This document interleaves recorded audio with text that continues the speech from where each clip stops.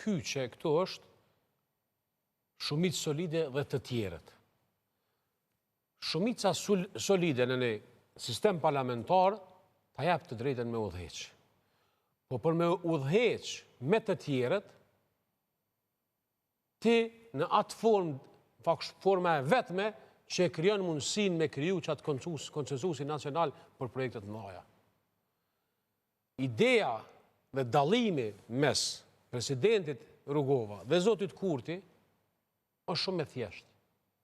Ky burr herët ka besuar në demokraci, në liri edhe në pavarësi.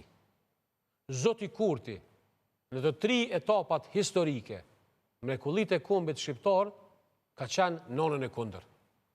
Ka qenë kundër në atë kohë politikës së Ibrahim Rugovës, e cila ka qenë politikë pasore për me internacionalizu Kosovën. Ka qenë kundër marrëveshjes së Rambujës, që ja ka mundësu ushtrisë shqiptare të Kosovës me hi bashkë me NATO-n e me shtliru Kosovën e me vendos sovranitetin e Kosovës për te rripit sot që i kem kufi, dhe ka qenë kundër shpalljes së pavarësisë së Kosovës bazuar në Ahtisarin. Pra në të 3 momente që i kanë dhënë kuptim lirisë, historisë dhe shtetësisë, ky ka qenë kundër.